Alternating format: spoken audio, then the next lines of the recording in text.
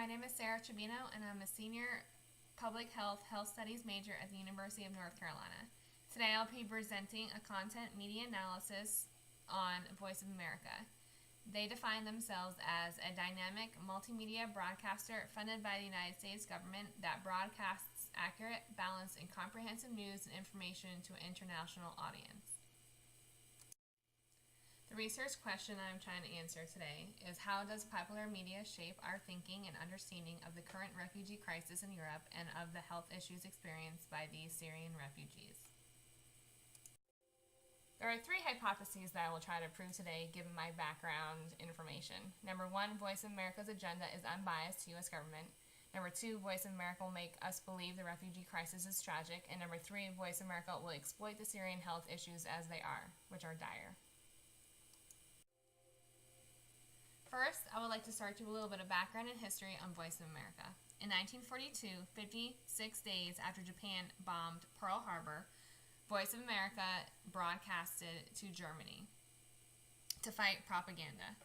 A lot has happened between now and then, but in 1998, then President Clinton signed the Foreign Affairs Reform and Restoration Act, which mandated Broadcasting Board of Governors, who had jurisdiction over all of United States government international broadcasting, to be an independent federal entity, which still stands true today. Next, I would like to give you a little background on the Syrian refugee crisis. In 2011, civil war broke out in Syria after anti-government protests. Since then, more than 10 million Syrians have been displaced and are considered refugees, whether within their own country or outside. Of those, 4.3 million have registered in other countries. A vast majority, 95%, are in just 5 countries which are in close proximity to themselves. So far, only 2,200 have been admitted to the United States, and during all this, 250,000 Syrians have died. After skimming through various articles, I decided to code and use these units of analysis you see here. Then I proceeded to view 2 weeks worth of articles, videos, and pictures. Here are my results. They include words and similar interpretations of words.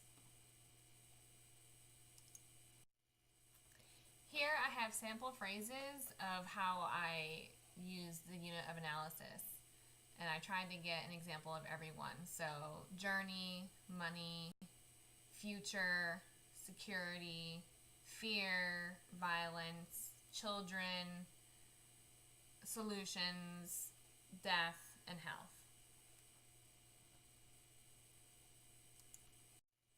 Here are a few sample pictures that I viewed.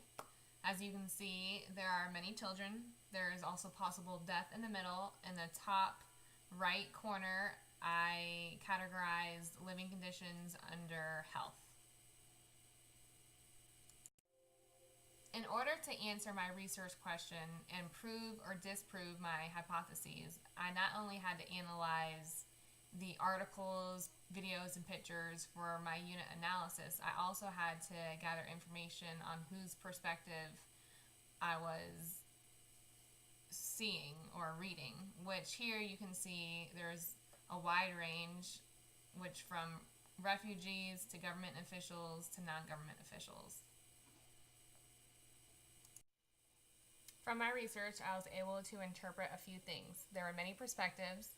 Children, fear, and violence were at the center of the coverage, and the health crisis was displayed. Therefore, I conclude that my hypothesis number 1, 2, and 3 were all proven true. Voice of America showed no bias. Voice of America did display the crisis as tragic, and Voice of America did show the Syrian health crisis as dire.